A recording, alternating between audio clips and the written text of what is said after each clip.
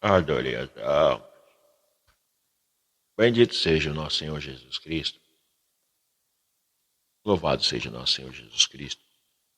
Louvado seja todos os seres divinos da nossa comunhão sagrada. Bendito seja aos irmãos trabalhadores da Irmandade Cruz nas Águas. Saudação a todos os irmãos presentes nesse momento de oração e de trabalho do Instituto de Caridade e Auxílio.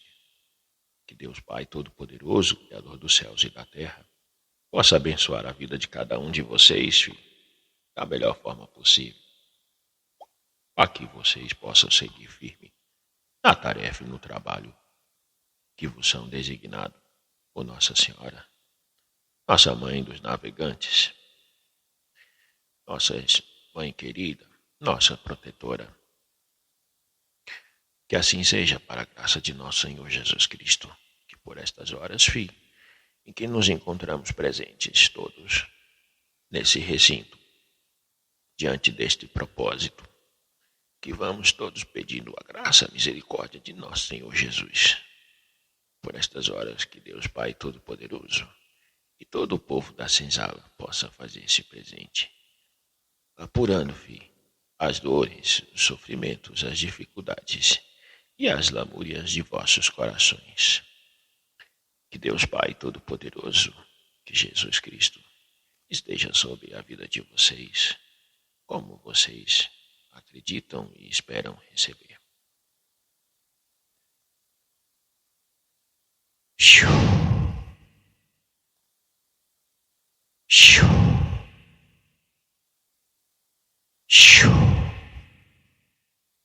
Por muitas vezes, filho, a única coisa que escutamos dentro de um barco quando estamos presos no porão é a batida das águas, lambendo o casco do navio, lambendo as paredes. E a viagem vai seguindo, meu filho, de tal maneira que se perde a noção da diferença entre o dia e a noite. Por muitas vezes, em muitas ocasiões em que ali estive trabalhando dentro dessas embarcações, perdi a noção, meu filho, do que era estar vivo e do que é estar morto. Depois descobri que não tem diferença. E descobri de uma forma bem peculiar. Porque meu trabalho, filho, mesmo que preso também junto com os demais irmãos, dentro dessa embarcação, era ajudar os pobres sofredores que vinham para ali presos depois de apanhar muito. Muitos foram os irmãos que morreram aos meus pés. Ambos estávamos acorrentados, filho, mas eu já tinha uma certa idade. E depois de uma certa idade, você já aprende que não é necessário apanhar, levar determinadas peias. Não que eu fizesse por merecer, mas que havia sido colocado ali para desempenhar uma tarefa. E quando entendi, meu filho, que eu não estava preso e que minha estadia ali era para um trabalho, parei de ter tristeza no meu coração. E comecei a me compadecer dos irmãos que estavam em grande agonia e sofrimento. Muitas vezes, filho, ver um irmão sangrando, dando as suas últimas batidas do coração, foi a única coisa que nos restou ali, segurar a mão bem forte junto ao peito, para escutar o coração batendo devagarinho, olhando nos olhos dessa pessoa. E aqueles irmãos que assim permitiram fazer desse olhar uma ponte de acesso à alma, conseguiu enxergar, meu filho, que estava chegando sua hora de terminar a tarefa, e não é necessariamente acabar o sofrimento, mas concluir a tarefa de estar encarnado e passar por aquela missão. Muitas vezes, aqueles que assim se permitiram, enxergaram quem estava ali esperando do outro lado da ponte. Era só fazer a passagem. Essa passagem, filho, que que vocês chamam de morrer não é necessariamente uma entrega, no sentido de abandonar as coisas que têm que ser feitas aqui na face dessa terra. Aqui, meu filho, uma vez estando vivo, encarnado nessa matéria, tem que fazer por onde ficar até a última hora. Não se pode abandonar a embarcação, tá entendendo? Não se pode pular do barco, filho, por questão de desespero. Hoje, quantos irmãos que precisam ser resgatados de prisões e lugares de sofrimento dentro dos mistérios do mar? Muitos porque se lançaram em desespero, atentando contra a própria vida, filho. E aí foram recolhidos pelos nossos irmãos das legiões dos tubarões, levados para os cárceres, para as cadeias. E quanto tempo ali, meu filho, até que possa ser resgatados, até que possam ser liberados, porque uma tarefa dada, filho, tem que ser cumprida. Não importa as condições e circunstâncias, os compromissos que se assumem, meu filho, têm que ser honrados. É um princípio nobre da existência antes dessa vida, dentro dessa vida e depois dela. Então, toda vez que você tentar fugir, meu filho, daquilo que é compromisso, tarefa, que foi assumida em instâncias diferentes das que você talvez se encontre, tenha certeza que essas tarefas serão concluídas. Agora, a forma como você vai concluí-las depende muito de como meu filho se posiciona. Depende muito de como meu filho se coloca diante dessas tarefas. A mente humana, filho, é muito criativa para criar certos labirintos, para querer desejar que a vida seja igual à do outro. Você não conhece o outro na sua intimidade. Não sabe, filho, quais são suas angústias e dores. Você não sabe o que passa dentro dessa vida, desse corpo, quando fecha os olhos.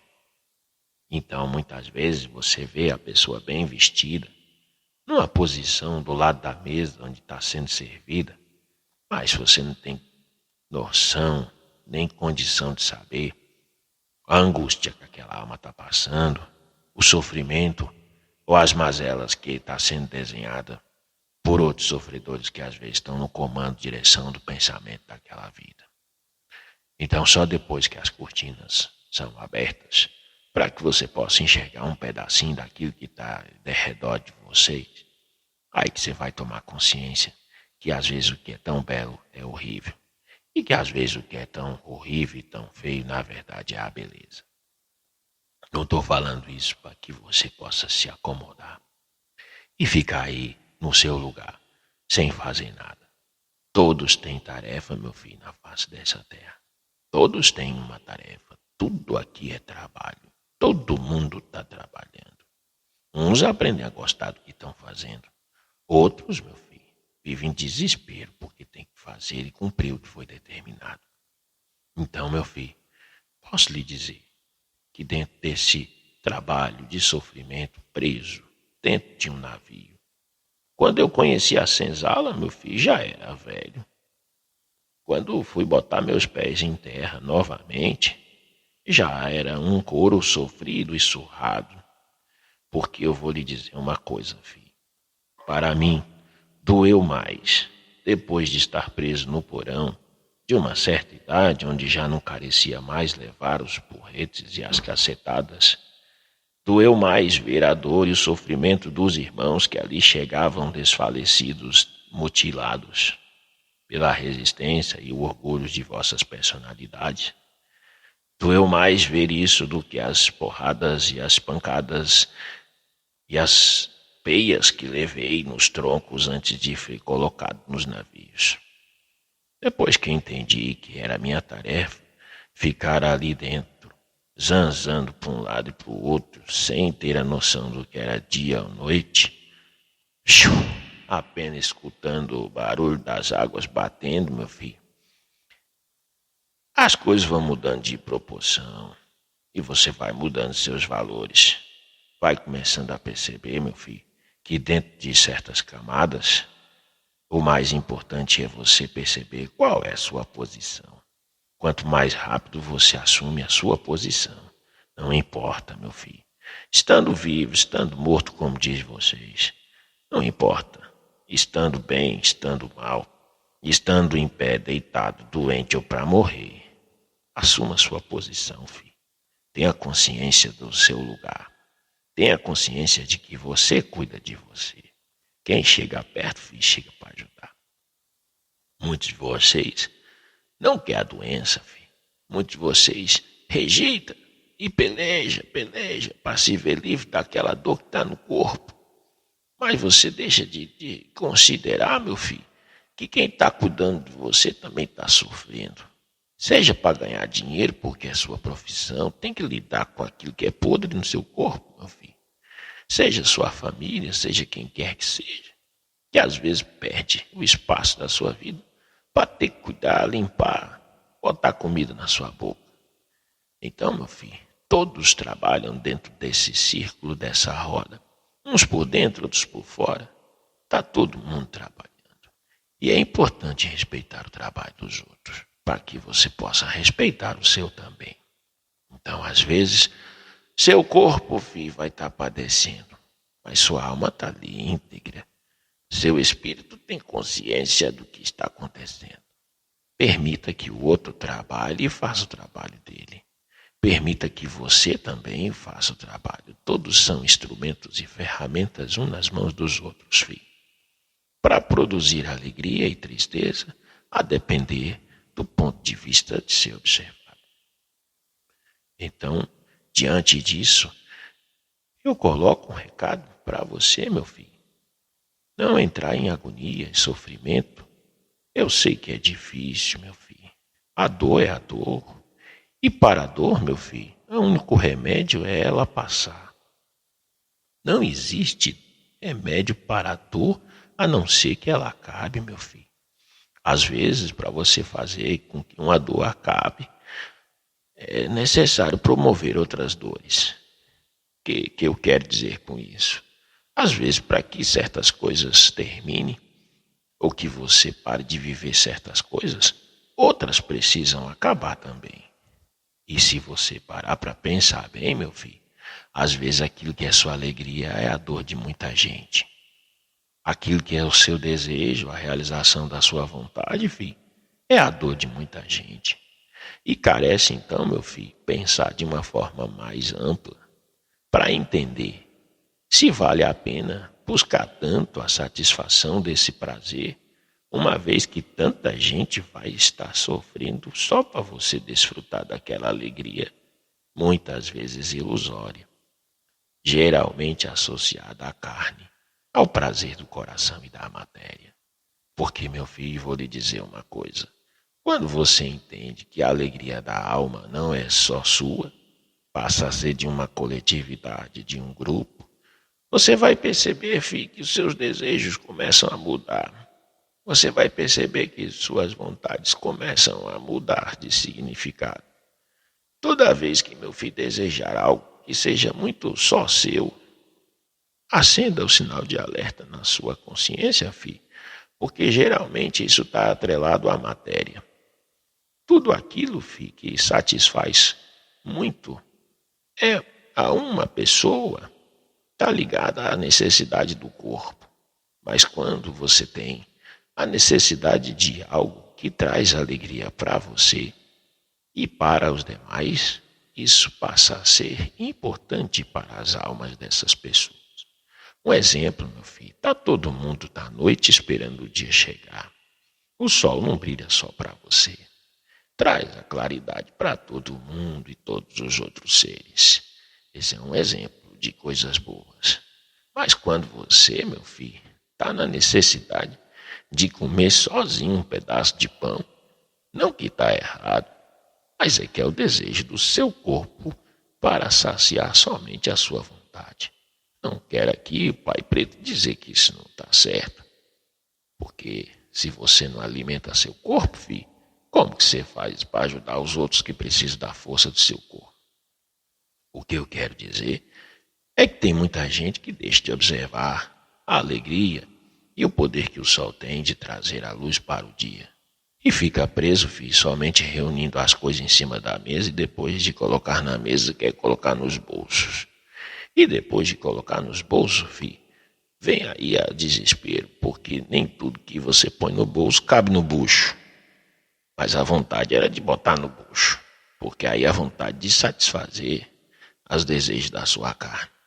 Então, muito isso que se chama de amor, meu filho, é uma vontade louca, desenfreada das pessoas de dominar uns aos outros, de ser dono do corpo do outro, quando na verdade ele não é dono nem do seu próprio corpo.